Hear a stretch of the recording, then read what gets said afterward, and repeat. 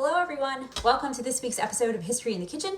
This year I'm doing my History in the Kitchen episodes to raise money in memory of my mom who passed away last August.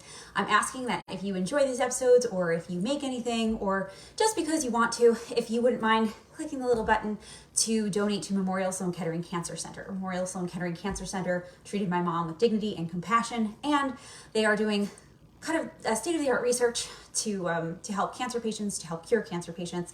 And they also give financial aid to cancer patients, from which my mom benefited, so that you don't have to worry about paying your bills when you have to worry about having a disease. So welcome to tonight's History in the Kitchen. I am your hostess, chef, mocktail maker, Cheryl-Ann Amendola. And tonight we are going to be talking about Gilded Age women and making mocktails. So grab some ginger beer and maybe some white grape juice and your favorite history glasses. I've got Abe Lincoln tonight and some fancy Alexander Hamilton.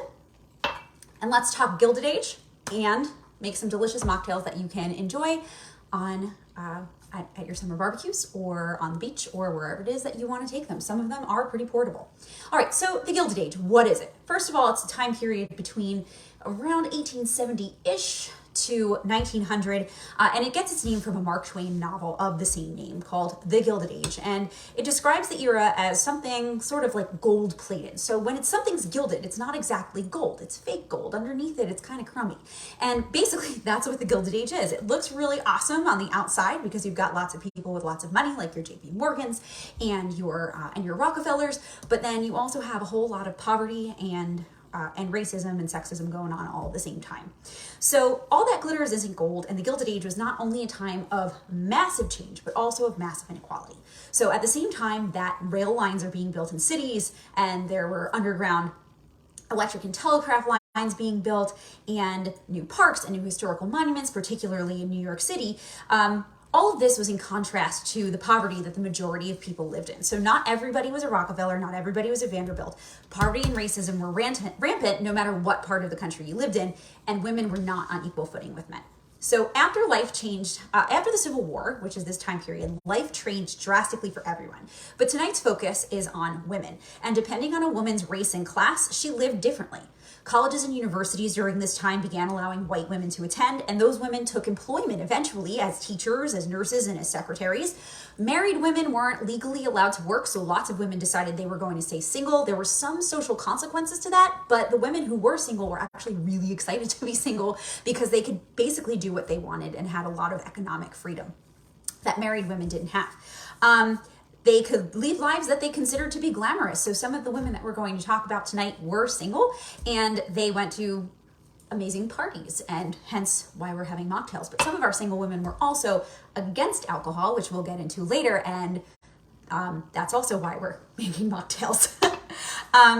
So those who wanted to work for progressive change also remained single. So Frances Willard, the president of the Women's Christian Temperance Union, and Susan B. Anthony, suffrage leader, were single. Most married Black women worked outside the home as well because it was out of necessity, like Ida B. Wells, who we'll be talking about in a little while. For white women, marriage was their most important decision because they didn't have access to divorce or have a career to be economically self-sufficient. For Black women, work sometimes was the only option to help make ends meet because Black women weren't given, in all circumstances, the tools that they needed in order to help their families. So some Black women who were no longer bound to enslavement had especially difficult lives because of sharecropping, where a landlord, usually a former enslaver, would have her and her family work the land in exchange for a share of the crop, and they would be tied to the land because of this cycle.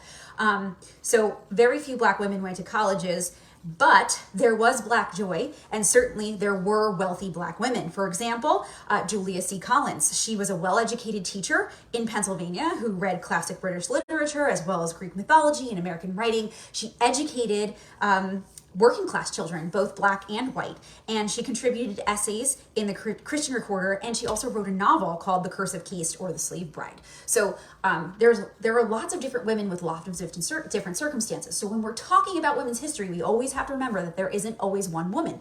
Think about even today. Your circumstance as a woman might not be the same one as mine, and it has to do with a lot of different factors. So we have to apply that to the past as well. All right, so why don't we start making some mocktails and then we'll get back into the history. So you are going to be making 3 mocktails tonight if you stick around. So grab 3 glasses. I have 3 different sizes here, but your drinks don't really mix and the ingredients don't mix well, so you want to make one drink in each. So all of the mocktail recipes that I concocted for tonight are based on recipes from an 1862 bartender's guide that I found on archive.org. If you'd like to see it, I'll post it in the show notes later on. So we'll be making a horse's neck cocktail, a dog's days, and a daiquiri. And it's not like the daiquiri that you're thinking when you go to the bar and you get the giant strawberry frozen daiquiri, though it is frozen. All of these drinks are acceptable for children through adults. This is, of course, first and foremost, history teaching, and I want to reach some kids. So I want to make sure that the kids who are watching can partake in what we're doing. All right, so let's start out with the horse's neck cocktail. The horse's neck cocktail is going to call for white grape juice, ginger ale, lemon peel, and ice. So I have some crushed ice, okay, and I have lemon peel. I will show you how to make these fancy schmancy lemon peels in a minute. And of course, as always, if you have any questions, shoot them out and I will answer them as I see them. All right, and here's our white grape juice. I have the incredibly fancy Target brand for you this evening. And ginger ale. So the ginger ale is better if it's ginger soda. It's a lot tastier than a regular ginger ale. So if you're going to be making mocktails and you're replacing one of the liquors with ginger ale, and this is what I'm replacing rum with, you're going to want to use a ginger beer or something that's really strong. You should be able to smell the ginger. It should like prickle your tongue a little bit in order to replace that taste. All right, so we're going to start out with some ice, and I'm going to use my tablespoon because I forgot to grab my spoon out of the drawer. All right, so we'll start with some ice. Only a little bit because this is to make it cold, but I prefer to pour my drinks over the ice. Mine is crushed. You can also use cubes if you would like. All right. And don't forget, as you're watching, if you like what you're seeing, or if you're having a good time, or if you just feel really generous, don't forget to click that link to donate to Memorial Sloan Kettering Cancer Center to help cancer patients, because that's the whole idea. Besides learning history, teaching empathy, we're also raising some money to cure cancer. All right, so the next thing we would want is 2 ounces of our white grape juice.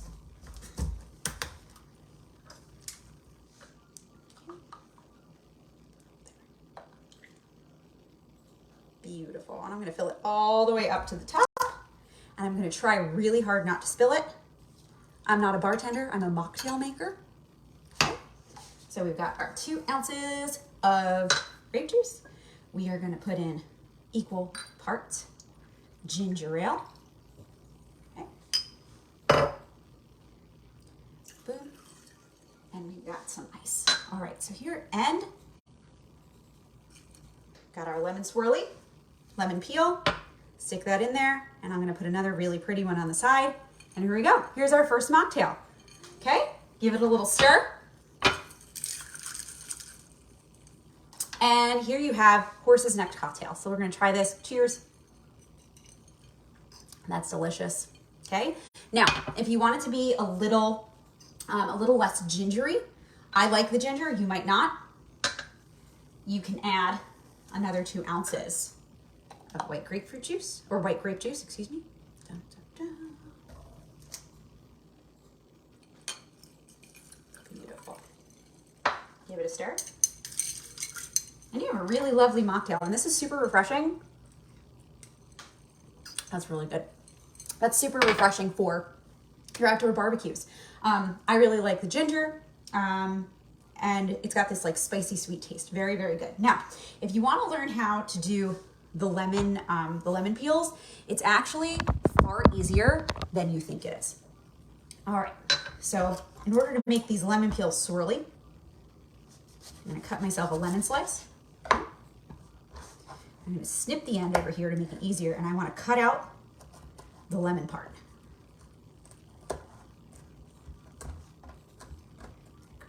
Now the next thing I'm gonna need is a chopstick, or you can use a straw, preferably metal or silicone or biodegradable.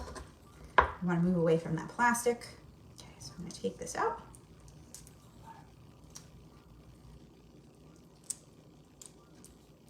then I'm going to wrap it around the chopstick.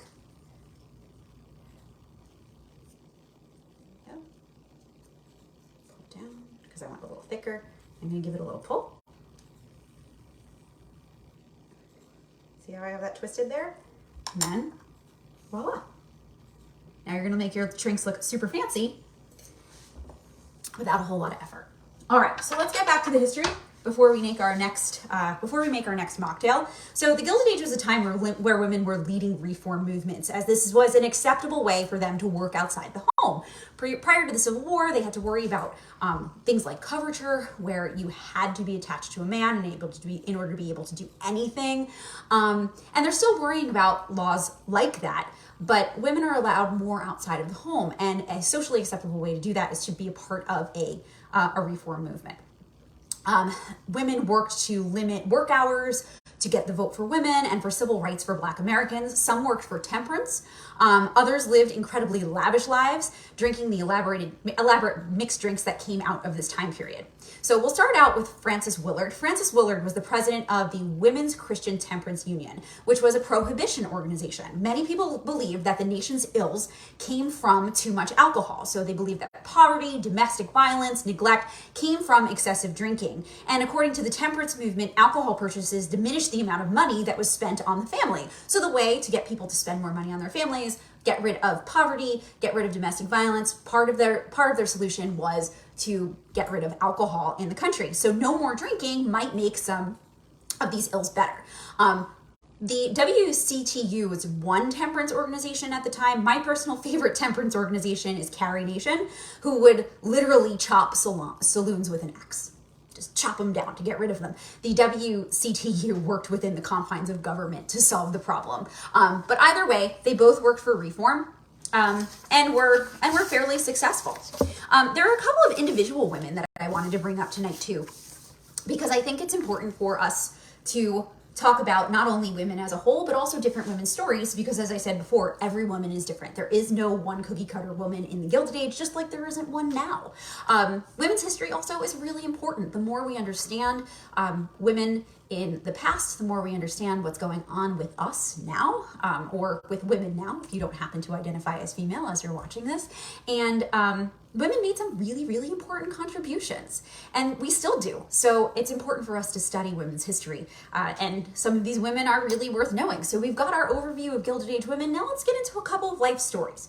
The first life story, which I found incredibly intriguing, I just learned about her a couple of weeks ago, is a woman named Belle DeCosta Green, and she was the woman behind the Morgan Library in New York City. If you want a really good historical fiction novel, The Personal Librarian is really good, and it's about her, and I read it in a day, and it's not a one-day book. I just couldn't put it down. Now, Belle DeCosta Green is one of the most influential scholars and enthusiasts of illuminated manuscripts ever. She was the first director of an artistic institution that draws scholars and tourists from all over the world to New York City, and this is the Morgan Library and Museum. The Morgan Library and Museum is named after its namesake, the Morgans, and Belle DeCosta Green has a really interesting story. So after her parents separated, Belle, her mother, and her sisters began an existence as passing as white. So her mom felt that moving to New York City and denying their identity because of racism in the era was a good choice for her and her family. Now that is debatable. It's debatable amongst different families. It's debatable amongst historians. And I'm sure that Belle DeCosta Green had debates within her own heart about that. But that's the life that her mother chose for them and the life that she chose to live. So Green began her career working as a librarian at Princeton University, and then she went from public school directly to working as a librarian because she couldn't afford college. And while at the library, Junius Spencer Morgan II, who was a student at Princeton, noticed her, and he was a nephew of J.P. Morgan. J.P. Morgan was looking for a personal librarian, and Belle DeCosta Green got the job because of Junius and her intellect and her passion. By beginning in 1908, Morgan trusted Green's competence enough to send her to Europe to acquire objects for his collection. So she wasn't just a librarian. She was also going across the world to acquire different things for J.P. Morgan's library, which is unimaginable for a woman at that time. Greene worked as a librarian, but she also purchased things for the collection. She was a personal reader. She was J.P. Morgan's companion. They were friends. She was the chief advisor on illuminated manuscripts. She did quite a lot. And she went to auction to get all of these. She competed against men from all over the world to get J.P. Morgan what she felt was necessary for his library. And it seems that her reputation was built on her having a really sharp eye for finding good acquisitions, but also because she was like really bold at auctions. So she was considered to be a little bit unconventional. She was really, really bold. And one time, to make sure that she wasn't getting a counterfeit piece for Mr. Morgan, she actually spit on it and ran her thumb across the ink to make sure that it didn't run. If the ink doesn't run, then it's not. Then it wasn't a counterfeit piece. So she was really quite something, and she built up this collection, and one of her dreams was to make the collection open to the public. And after J.P. Morgan died, she worked with J.P. Morgan's son in order to get that dream to come true, and by 1924, the Morgan Library became a public institution. But she was, I want to talk a little bit more about her background, because she hid her racial background wherever she went, and she went to a lot of different places. She went to parties with the Morgans. She went to family parties of the Morgans. She went across to Europe. She went to different auctions, and she changed her last name from Greener, Greener, to Green, and added the DaCosta so that she had olive tone skin would come across as Portuguese, because she felt that she would have better opportunities because of that. And not only was her identity obscured, but also the fact that she did all of this was obscured as well through history. So it's important for us to think about and recognize that, but then also think about what would drive someone to deny their own identity and feel like they need to hide who they are. And Belle DaCosta Green felt that way throughout all of her life. All right, let's make another mocktail. The next one we've got is called Dog's Days. I'm really excited about this one because it is delicious. It involves sherbet. You could use lemon sherbet if you would like to. I chose rainbow because I think it's pretty, and because the regular recipe, the traditional recipe, calls for lemon, but I just thought it would be really cute to make it with rainbow. So you're going to fill 1/3 of your cup or glass with rainbow sherbet. Seems like a lot of sherbet because it is. All right, let's see. That looks pretty good. I don't want to squish it too much because I want it to look nice. I also am really trying hard not to taste it on camera. All right, next. This one's a really, really simple recipe. The rest of it's club soda. So you are literally making a drink with sherbet and club soda. So you fill the rest of your glass with club soda. Get super bubbly. And then mix. Now, I'm not sure if you can see that, but that is so pretty. And there you have it. That was super easy. Dog's Days. Super simple, really great for the kids. Talk to them about women's history while you're giving them some delicious sherbet and club soda drinks. They'll sit and listen to you because they really want the drink.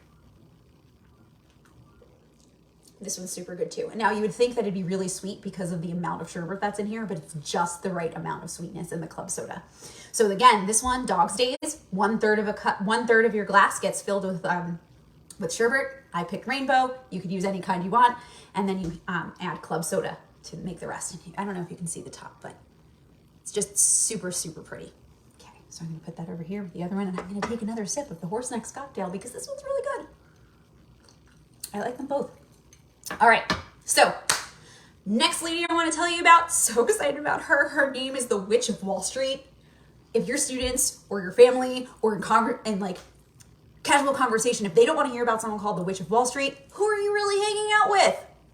Okay, so the Witch of Wall Street is Henrietta Hetty Green. She was a female financier who won on Wall Street.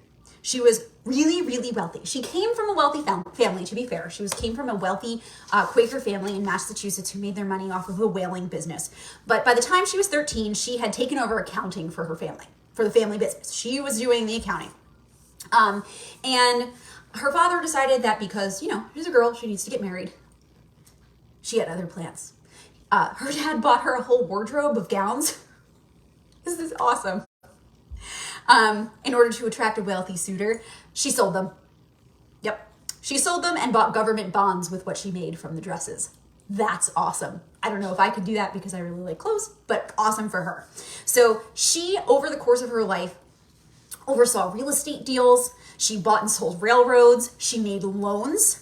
And she would also take advantage of the downfall of others. So she would buy falling stocks, excuse me. She bought foreclosed properties, and she gave enormous loans to cities and to large businesses. So those cities and large businesses would owe her. So in a time when women weren't even really considered legally full people, because remember, women aren't allowed to do that much, especially married women. She does eventually get married.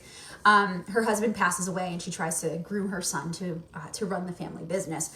In a time when women weren't really allowed to do that much, she had other things that she wanted to do, which is really awesome. So she invested in government bonds and real estate, and by the time she died, she had about $100 million in assets, which is $2 billion in today's money, according to Investopedia. So this woman was the richest woman in the world. She was different than the other really wealthy people of the Gilded Age because she wasn't an industrialist. She wasn't building railroads. Okay, she wasn't building mining. She wasn't a miner. She wasn't building mines, excuse me. She wasn't getting oil out of the ground. She was buying and selling real estate and buying and selling bonds and making loans to people. So that makes her really different from everyone else.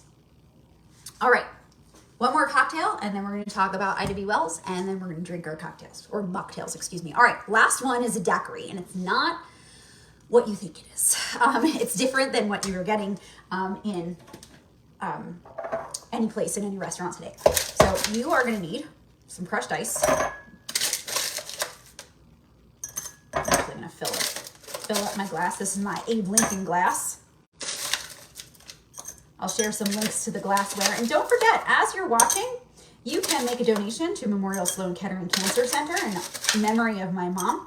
There is a link at the bottom of this live. And you can also follow me on Twitter at History Her Way if you'd like, or on Instagram at Teaching History Her Way. I'm around. And if you want to see other parts of this video, you can catch me on YouTube at, you guessed it, Teaching History Her Way. All right, so I filled my glass. My next thing I want to do is I want 2 ounces of the ginger beer. You can go lighter on this if you don't like it to have a bite. So here I've got about 1.5 ounces. Okay. Boom. All right, my 1.5 ounces of ginger beer is in here. Okay, I want 3/4 ounce of lime juice.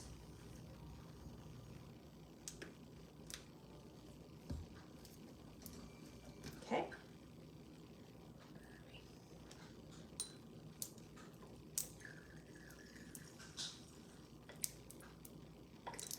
Okay.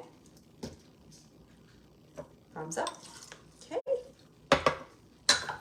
And 3/4 ounce of simple syrup.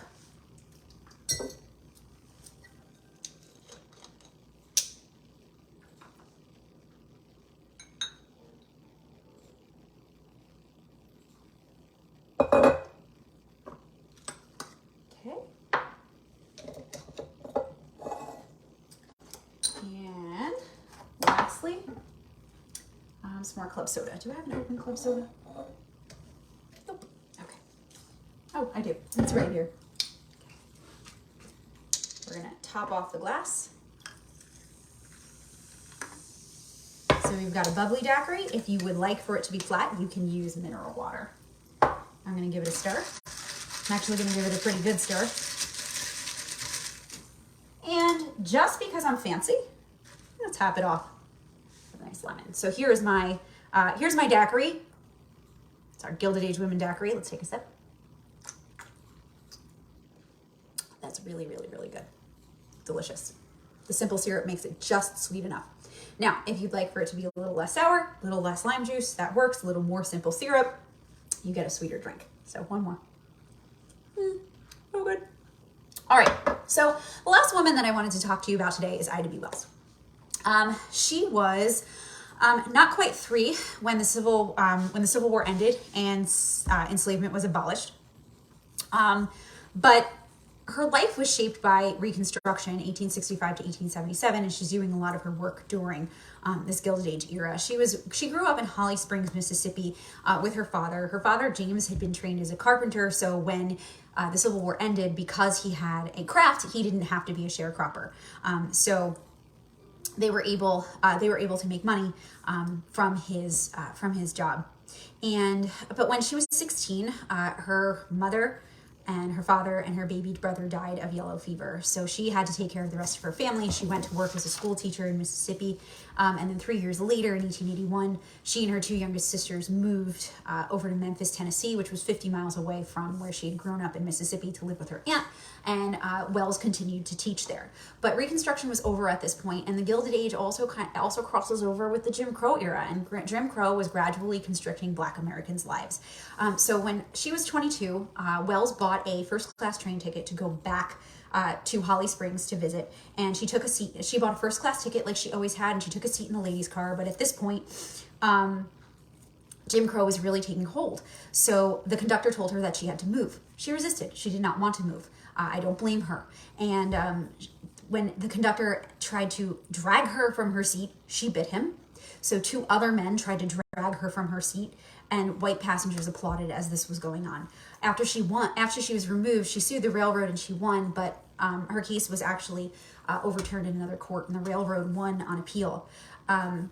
When she was 24, she lost her teaching job because she stood up against the poor conditions in Memphis schools. So Ida B. Wells was really speaking out against things and resisting things that were unfair.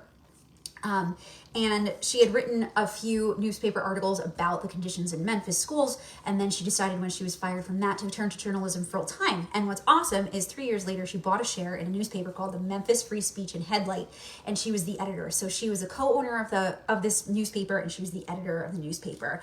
But the major turning point in Wells's life came in 1892. Her friend Thomas Moore, who was a grocer in Memphis, was lynched by a mob after confrontations with rival white grocers.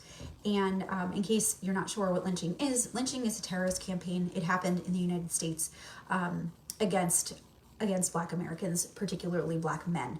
And what Ida B. Wells decided to do was she used her voice to write a series of editorials that were anti-lynching editorials.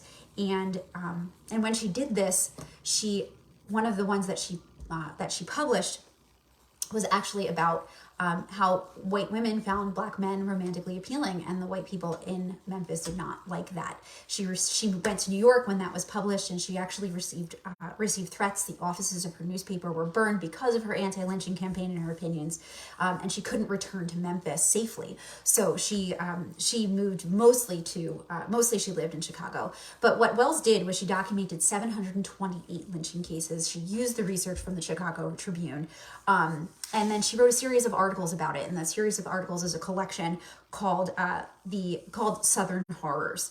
And her goal was to get people to understand what lynching is and to get it to stop by appealing to the American conscience, she said. And she was also a suffragist who worked to secure the right to vote, because she said that one of the best ways for a group of people to get what they need from their legislators is to elect people to the legislature that will do what they think is right, what the people who are electing them think is right. So Ida B. Wells is another one of our Gilded Age women. So today we learned about Ida B. Wells. We learned about Belle DeCosta Green. We learned about the Witch of Wall Street. I like her a lot. We learned about Frances Willard and Temperance, and we made some really delicious mocktails together. So if you would like the recipes for the horse's neck cocktail, the ever beautiful Dog's Days, keeps tasting better as the sherbet melts, or the daiquiri. You can head over to my blog in a little while where I will post it. You can find me at www.teachinghistoryherway.com. If you'd like to see this video again, you can catch it, I think, again on Facebook, but I also have a YouTube channel, Teaching History Her Way. And also, don't forget, the whole purpose of my doing History in the Kitchen this summer is to raise money for Memorial Sloan Kettering Cancer Center in honor and memory of my mom, Patty Pigaro. So if you wouldn't mind making a donation, any amount is fine. 5 cents, $500, totally up to you. But any amount that you give will help Memorial Sloan Kettering find a cure for cancer, but it also will go towards their financial aid projects to help cancer patients afford their care. So thank you so very much for watching. I'll catch you again next week. I'll see you soon.